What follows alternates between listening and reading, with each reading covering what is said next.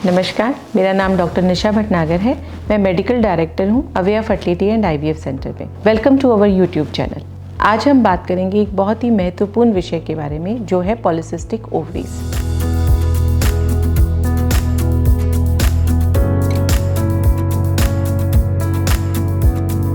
Polycystic ovaries और polycystic ovarian syndrome, ये दो डिफरेंट चीज़ें हैं। पॉलिसिस्टिक ओवरीज का मतलब होता है जो आप अल्ट्रासाउंड करते हैं, अल्ट्रासाउंड पे जो ओवरीज की पिक्चर दिखती है, अगर वो एक टिपिकल अपीयरेंस है जिसके अंदर ओवरीज बल्की हैं और छोटे छोटे फ्लूइड फिल्ड सिस्ट आपको पेरिफेरी में नज़र आ रहे हैं कैप्सूल के अराउंड, तो जैसे कि एक माला होती है उस तरीके का अगर अपीयरेंस दिख रहा है तो हम उसको पॉलिसिस्टिक ओवरीज बोलते हैं। जबकि पॉलिसिस्टिक ओवरीज के साथ अगर और भी चीज़ें मौजूद हैं, जैसे हाइपर एंड्रोजनिज्म, मतलब बाल ज़्यादा उगाना, दाने बहुत ज़्यादा हो जाना, मुहासे हो जाना, स्किन का काला हो जाना, या फिर स्किन में कोई टैग्स आ जाना, या आपका शुगर का इम्बैलेंस हो जाना, डायबिटीज़ हो जाना, हाइपोथायरॉयडिज्म हो जाना, या इसके साथ साथ आपका लिपिड में मेटाबॉलिज्म में गड़बड़ हो जाना, साथ ही आपका वज़न बढ़ जाना, या आपका आवाज़ का भारी हो जाना, इन सब चीज़ों को अगर हम मिला करके कंबाइंड बोलें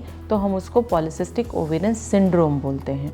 मतलब और भी बहुत सारी चीज़ें मौजूद हैं पॉलिसिस्टिक ओवरीज के साथ। आजकल पॉलिसिस्टिक ओवरीज के पेशेंट की संख्या बढ़ती चली जा रही है और मेरे हिसाब से इसका महत्वपूर्ण कारण है जीवन शैली। आप कैसा खाते हैं, आप क्या खाते हैं, आपके खाने में सात्विक शुद्ध भोजन कितना है और आपके खाने में जंक फूड की मात्रा कितनी है, ये इस बात को निर्धारित करता है कि आपके हार्मोन्स बैलेंस रहेंगे या इम्बैलेंस रहेंगे। अगर हार्मोन्स का इम्बैलेंस होता है तब पॉलिसिस्टिक ओवरीज की शुरुआत हो सकती है। तभी हम ऐसा देखते हैं कि ज़्यादातर लड़कियां जो थोड़ा वज़न में भारी होती हैं, सेडेंट्री लाइफस्टाइल होता है, जिनका मोटापा थोड़ा बढ़ता चला जाता है और खान पीने का जिनका जंक की मात्रा जिनके खाने में ज़्यादा होती है, उनमें पॉलिसिस्टिक ओवरीज की लक्षण भी ज़्यादा पाए जाते हैं। सबसे महत्वपूर्ण लक्षण है इरेगुलर पीरियड्स, माहवारी का अनियमित होना। अगर आपको पीरियड्स रेगुलर नहीं आ रहे, 2-2, 3-3, 4-4 महीने में पीरियड्स आ रहे हैं, या आपको पीरियड्स आने के लिए कोई दवाई लेनी पड़ रही है जिसके बिना आपको पीरियड्स नहीं आ रहे, तो आपको ये संशय होना चाहिए कि कहीं आपको पॉलिसिस्टिक ओवरीज की बीमारी तो नहीं है। आपको जाकर के आपके डॉक्टर से मिलना चाहिए। इसके साथ ही हाइपर एंड्रोजनिज्म के लक्षण जो मैंने पहले ही बताए, जैसे कि थोड़े कोर्स दाढ़ी में बाल आ जाना, एक्ने हो जाना, स्किन का काला हो जाना, हाइपर पिगमेंटेशन जिसे हम बोलते हैं, स्पेशली बैक में, एक्जिला में, नेक के अराउंड, या फिर आवाज़ का भारी हो जाना। इंसुलिन डिसऑर्डर, इंसुलिन रेजिस्टेंस भी इसका एक महत्वपूर्ण लक्षण हो सकता है। अगर आपका शुगर का मेटाबॉलिज्म ठीक नहीं है, इंसुलिन का लेवल ठीक नहीं है, फास्टिंग का और पोस्ट मील का, तब आपको ज़रूर चौकन्ना हो जाना चाहिए कि कहीं मुझे पॉलिसिस्टिक ओवरीज की बीमारी तो नहीं है। कई बार पॉलिसिस्टिक ओवरीज का कोई भी लक्षण नहीं होता, आप डॉक्टर के पास जाते हैं इनफर्टिलिटी के साथ और वहाँ जाके आपको पता चलता है कि आपको पॉलिसिस्टिक ओवरीज की प्रॉब्लम है। अगर ऐसा है तो मेरे हिसाब से सबसे पहले, बहुत ही अगर आप प्रेगनेंसी के लिए ट्राई कर रहे हैं बहुत समय से, सारी चीज़ें ठीक हैं और फिर भी आपको प्रेगनेंसी नहीं हो पा रही है, तो डॉक्टर से जाके मिलना चाहिए कि कहीं ऐसा तो नहीं है कि मुझे पॉलिसिस्टिक ओवरीज है। डॉक्टर आपके कुछ अल्ट्रासाउंड करवाएंगे, आपका कुछ ब्लड टेस्ट करवाएंगे और वो आपको बताएंगे कि आपको पॉलिसिस्टिक ओवरीज की प्रॉब्लम है या नहीं है। अब हम जानते हैं कि पॉलिसिस्टिक ओवरीज कैसे होता है। पॉलिसिस्टिक ओवरी के कुछ आनुवांशिक कारण भी रहते हैं। देखा गया है कि ऐसी माताएं जिनको पॉलिसिस्टिक ओवरीज होता है, उनकी बेटियों को होने के चांसेस ज़्यादा होते हैं, लेकिन इसके लिए अभी बहुत सारी रिसर्च अभी भी चालू है। पॉलिसिस्टिक ओवरीज का एक मुख्य कारण इंसुलिन रेजिस्टेंस भी होता है। मतलब इंसुलिन हार्मोन के लेवल में कुछ ऐसे गड़बड़ होती है जिसकी वजह से शुगर मेटाबॉलिज्म में प्रॉब्लम आ जाती है।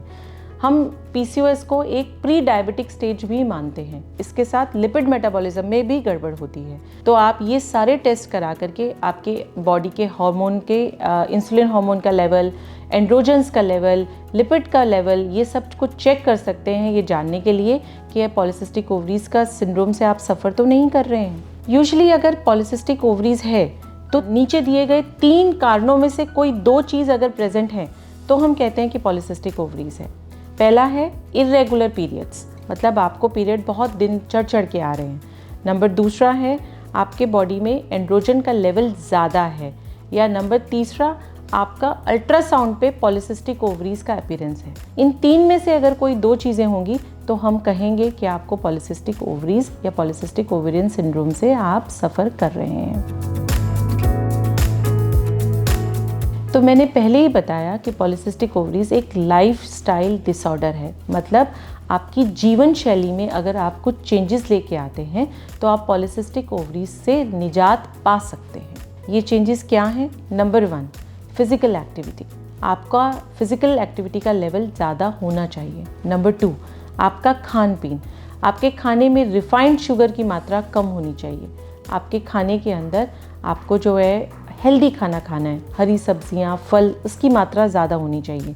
मीठी चीज़ें, चावल, चीनी, आलू, ये सब आपके कम होने चाहिए मात्रा। जंक बिल्कुल ख़त्म हो जाना चाहिए। कोई जूसेस, कोल्ड ड्रिंक्स वगैरह आपको अवॉइड करना चाहिए। साथ ही साथ व्यायाम और मेडिटेशन का इसमें बहुत इम्पॉर्टेंट रोल है। ट्रीटमेंट इस चीज़ पे भी डिपेंड करता है कि पॉलीसिस्टिक ओवरीज कब डायग्नोज हुआ है। अगर आप अभी यंग हैं, एडोलेसेंट हैं और जल्दी ही हमें पता चला है कि पॉलीसिस्टिक ओवरी से आप सफ़र कर रहे हैं और अभी आप प्रेगनेंसी नहीं चाहते हैं, तो डॉक्टर आपको कुछ जीवन शैली इम्प्रूवमेंट के साथ साथ आपको कुछ दवाइयाँ देते हैं जो आपकी इंसुलिन रेजिस्टेंस को ठीक करती हैं, या आपको ओरल कॉन्ट्रासेप्टिव पिल्स देते हैं ताकि आपके साइकिल रेगुलर आते रहें और हार्मोनल इम्बैलेंस ना बढ़े। जबकि अगर आप प्रेग्नेंट होना चाहते हैं तो ट्रीटमेंट अलग तरीके का दिया जाता है। हम आपको ऐसी दवाइयाँ देते हैं जो ओव्यूलेशन इंडक्शन करती हैं, मतलब आपकी बॉडी में एग को बनाते हैं। क्यों? क्योंकि मेजर कारण है पॉलीसिस्टिक ओवरीज का ओव्यूलेशन ना होना, एग का ठीक से ना बनना। तो आपको ऐसी गोलियां दी जाती हैं जिनसे ओव्यूलेशन इंडक्शन होती है। अगर बहुत सारी साइकिल्स आप कर चुके हैं ओव्यूलेशन इंडक्शन की और फिर भी आपको प्रेगनेंसी नहीं हुई है या आपका ट्रीटमेंट सफल नहीं हुआ है, तो कई बार आपको डॉक्टर IVF की सलाह भी देते हैं। क्यों? क्योंकि IVF में हम आपकी साइकिल को 2 पार्ट में डिवाइड कर सकते हैं। हम एक पार्ट में सिर्फ एग्स बनाने पे फोकस करते हैं और बहुत सारे एग्स बना करके, एम्ब्रियोज बना करके उनको फ्रीज कर देते हैं, जबकि दूसरे पार्ट में हम उन एम्ब्रियोज को ट्रांसफ़र करते हैं। अगर आपका पॉलीसिस्टिक ओवरीज बहुत बड़ी हैं, बहुत ज़्यादा बल्की हैं, स्ट्रोमा की मात्रा ज़्यादा है, तो कई बार आपको डॉक्टर्स सर्जरी की सलाह भी देते हैं, जिसमें हम कॉटरी के साथ धीरे धीरे उन सिस्ट को फोड़ देते हैं और हार्मोन बैलेंस की स्थिति लेकर के आते हैं।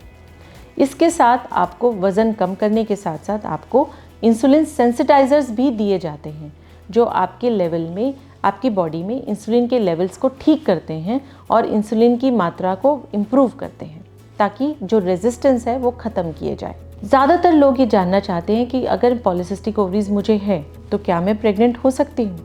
इसका जवाब है हाँ, बिल्कुल हो सकते हैं, लेकिन आपको इसके लिए ओव्यूलेशन इंडक्शन की ज़रूरत है, IUI की ज़रूरत है या IVF की ज़रूरत है। इसके लिए जाकर के आपको आपके डॉक्टर से मिलना चाहिए। तो मेरी सलाह यही है कि अगर आपको पीरियड इरेगुलर आ रहे हैं या आपका वज़न बढ़ता चला जा रहा है या आपको बॉडी पे ऐसे कोई टैग्स नज़र आते हैं या डार्क स्किन के पैचेस नज़र आते हैं या आपके मेल्स की तरह दाढ़ी में कुछ ऐसे कोर्स बाल नज़र आते हैं या कुछ और हार्मोनल इम्बैलेंस के लक्षण आपको नज़र आते हैं, तो कृपया जाके अपने डॉक्टर से मिलिए, उनकी सलाह लीजिए, जानिए कि क्या आप पॉलीसिस्टिक ओवरीज से सफ़र कर रहे हैं, और अगर हाँ तो उसके ट्रीटमेंट के लिए प्लान कीजिए। जल्दी जागना ज़्यादा ज़रूरी है। जल्दी अगर आपको पता चलेगा, यंग एज में अगर आपको ये पता चलेगा, तो आप इसको करेक्ट कर सकते हैं और सही ट्रीटमेंट ले सकते हैं। अगर आप इस बारे में और कुछ जानना चाहते हैं तो आप नीचे दिए गए नंबरों पे हमें कॉन्टैक्ट कर सकते हैं। नमस्कार।